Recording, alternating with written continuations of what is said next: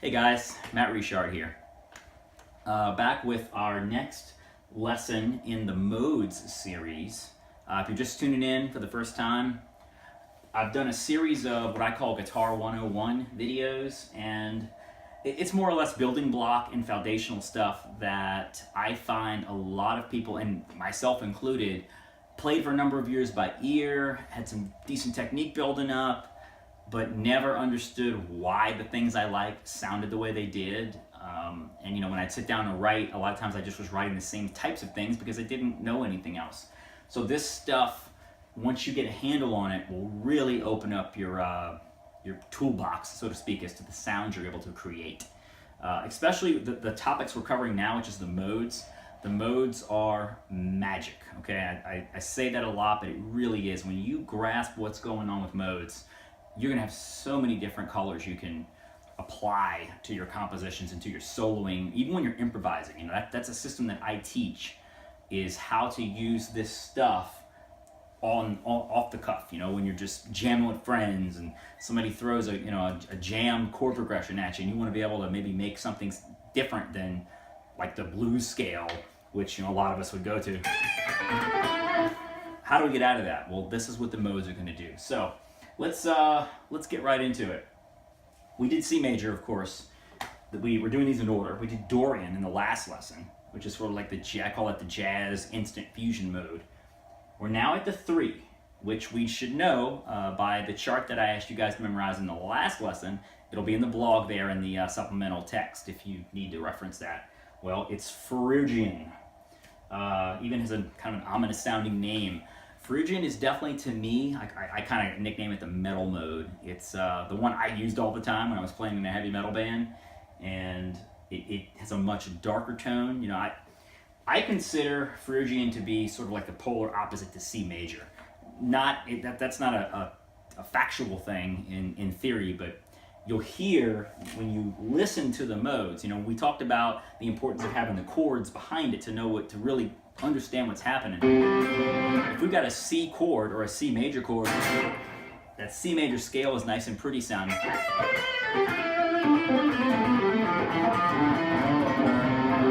Right? Beautiful. Well, Phrygian, on the opposite end of the spectrum,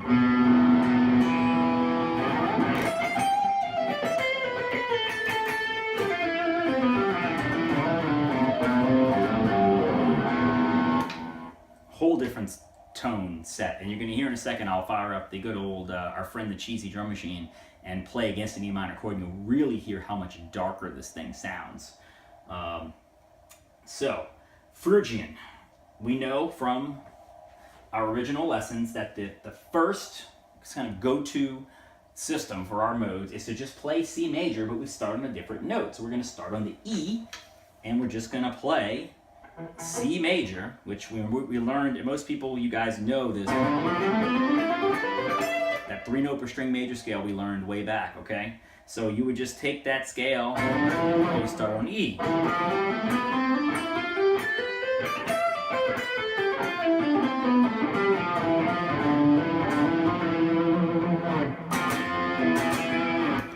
I mean, already, like, does that sound major? I don't think so, not in the slightest. And we'll fire up the backing track and really listen to that. So E to E, we're going to play against an E minor 7.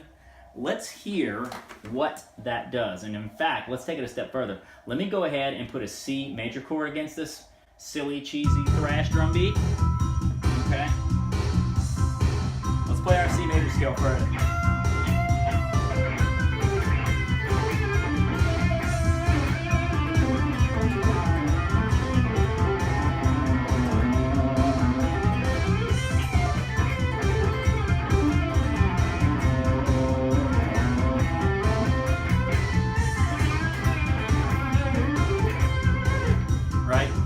It's major. It's happy. It's fun. It's I say this all the time. I just always think of the birds chirping in the morning and the rainbows and the dew in the windowsill. Right? It's a happy mode. It's a happy scale.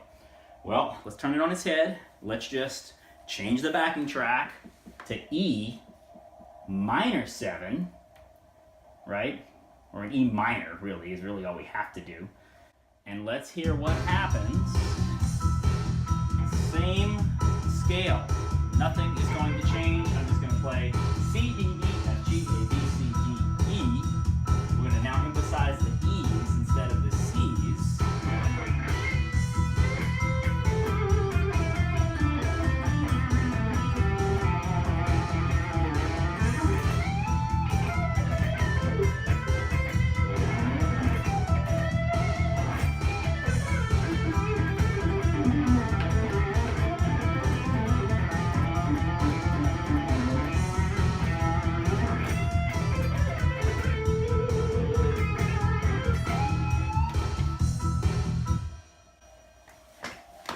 Pretty different, right?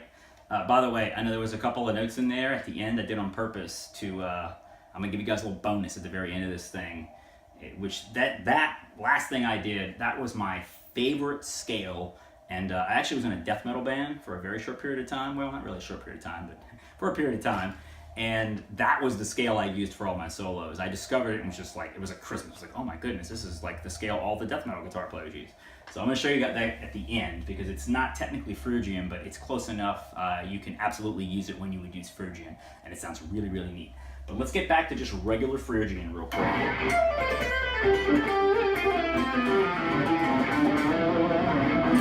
Okay, E minor 7. We're just playing C major against an E minor 7, E to E instead of C to C. Importance of the backing track, it obviously pulls your ear, it pulls your melodies to the E, to the strong tones. You're not going to land on C and emphasize C major when you're playing against an E minor 7 chord. Again, that's why I recommend a drum machine. Those are like a few dollars on eBay now. You know, YouTube backing tracks, whatever. Find something to play against. You can hear how C major, which is, we're playing E Phrygian, how that sounds against an E minor 7 chord. Now, we talked in the last lesson how we could also have sort of a secondary plan to build Dorian by just looking at the formula for the major scale, which is, you know, 1, 2, 3, 4, 5, 6, 7. We're using that as the formula. In this case, 1, 2, 3, 4, 5, 6, 7, right? C to B, before we start over again on C. The formula for Dorian, you only change 2 notes. Well, for Phrygian, you have to change 4. You have to flat the 2, to flat to 3, flat to 6, flat to 7. So again, we talked about that just means lower to have steps. If you're playing a major scale, you'd have to lower the 2, you'd have to lower the 3, you'd have 4, 5, lower the 6. That's a lot of flatting. That's a lot of lowering. What can we do to maybe shortcut that and not have to memorize? We have to lower 4 notes, because that's, once you memorize the pattern, I mean, yeah, it's not that bad, but I'm trying to get you guys out of that line of thinking. We want to get away from patterns and think more just in terms of music. And oh, well, if I just, you know, play this particular tonality, like a major, and just lower this 1 note, I can get this or that. There's a shortcut. Most of you know, probably, a minor scale, okay? The 2 scales we learned first, usually as guitar players, is the major scale and a minor scale. It's that one I showed you just a little while ago, right? The 3 note per string thing. But we also probably learned regular minor.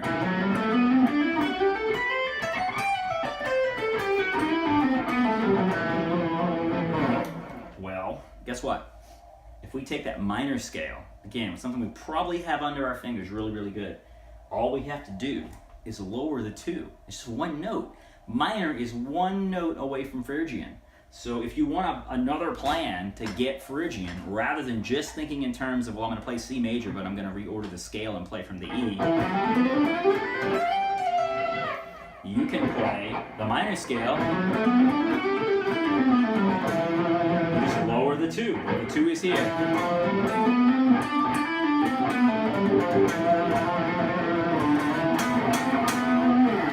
That's Phrygian. You'll notice Phrygian has that very, very strong half-step thing.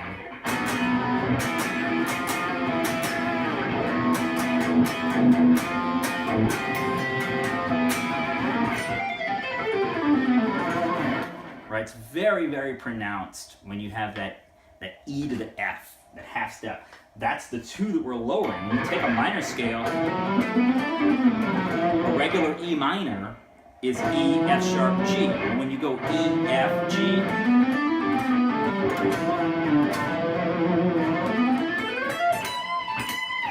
you get a whole different sound, especially from C major. I mean, it's just, you don't even think about C major when you hear that scale, but it's just the notes of a major scale played in a different order. Very, very cool. So you've got, just to recap, two ways to play Phrygian. You play your C major scale like we always have done, but you start on E and you play it against the 3, right? E minor 7, or if somebody gives you the minor 7 chord, let's, you know, we can use E minor 7 here, but let's pretend it's D minor 7. So let's pretend you're playing over a D minor 7, but you wanted to play D Phrygian instead of D Dorian. You have that option. That's the beauty of music. Unless the keyboard player, somebody's explicitly playing some other notes that are outlining a specific mode, and we're going to get into that later because that's another little trick that I like to use. But for argument's sake, let's pretend the band is just playing a D minor chord, and you go, you know what, I'm going to play D Phrygian. I want to get metal on them on this solo. All you do is play a D minor scale, but you lower the 2, and that's going to give you D Phrygian. You don't have to know anything else other than that. So if you don't know that minor scale shape, that basic, you know, just a basic minor scale, I'll have the tab for that too in the blog, in the supplemental text. So I recommend, if nothing else, you get the C major and A major and A minor, not an A major, but some major and minor scale fingerings under, you know, get comfortable with those all over the guitar, because once you do that, this stuff blows wide open, and you can instantly, as I alluded to, create Phrygian or Dorian or a more diminished or minor 7/5 sound. It's really up to you at that point. You get to take the listener wherever you want to take them, rather than just going, well, I'm just going to play blues pentatonic over this because it's minor, right? That's what a lot of us do. I did that for a long time until I figured this stuff out. And again, I can say it was like Christmas. I mean, just somebody gave me a present. It was like, oh my God, my guitar playing is just going to completely turn around. So I hope you guys have fun with this and are enjoying these lessons. We're working our way through the modes. As you can see, we're going to the number 4. And if you know what the 4th mode is, you know what's coming next. It happens to be my personal favorite. So I won't spoil what it is if you guys haven't done your homework and don't know what the 4th mode is, but you can always cheat and go look at the blog. It's in there. I hope you guys are having fun. Enjoy it. Matt Richard here. If you have questions, comments, whatever, hit me up. You know, YouTube, the blog, Facebook, wherever you're looking at the video. Please reach out. Let me know how you're enjoying this stuff. You know, anything you'd like to know that maybe we haven't covered yet, I'll be glad to add it to either the video series, or I go live on Facebook at least 3 to 5 times a week. I'll probably go live later on this afternoon and take some kind of questions and answers. I think for now what we'll do is we'll do a live for each mode. And so I'll do a Phrygian live later. And I will save them, so if you're watching this a year from now, don't worry. The live video will be on the YouTube channel with the pre-recorded video, so you can kind of check out the Q&A on that too. All right? You guys enjoy. I'm going to go do some practicing, and I will see you next time. Later.